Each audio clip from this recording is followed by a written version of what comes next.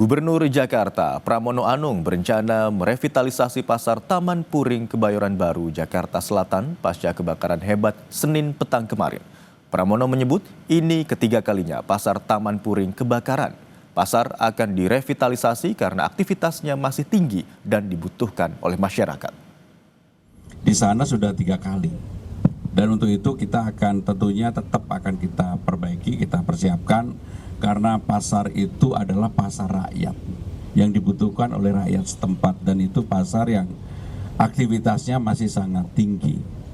Tetapi tentunya dengan adanya kebakaran ini kita akan bantu untuk perbaiki fasilitas yang ada, dan saya nggak ngecek apakah ada aparnya atau tidak, tetapi yang jelas penanganannya cukup cepat kemarin karena mungkin areanya bisa damkar datang dan sebagainya sehingga bisa teratasi dengan baik.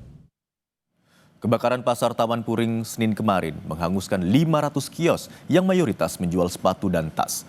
Pedagang tak bisa berbuat banyak saat api melalap seluruh barang dagangan mereka.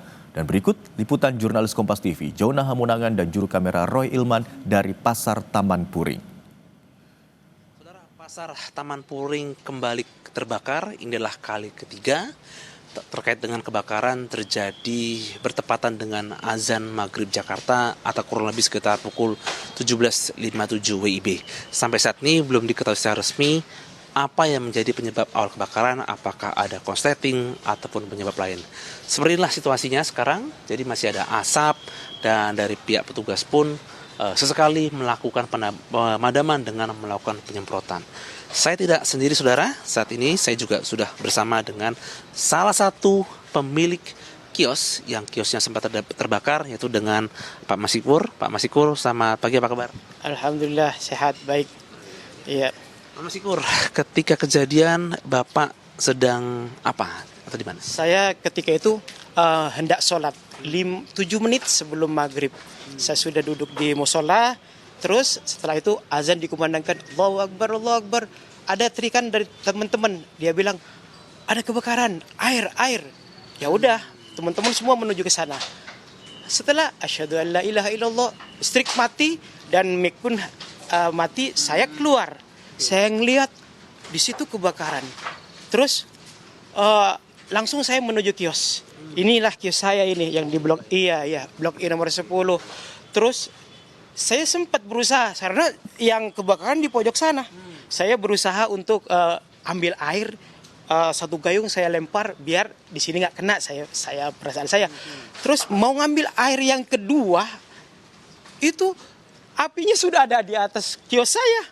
Saya bilang, wah ini nggak bisa karena saya panas. Ya udah dah, usaha saya cukup sekian aja. Saya di sini udah udah cukup lama saya jualan di sini di pasar wisata Taman Puring itu. Jualan apa saja Pak? Jualannya saya khusus futsal, sepatu bola, mini soccer, khusus alat olahraga gitu khususnya.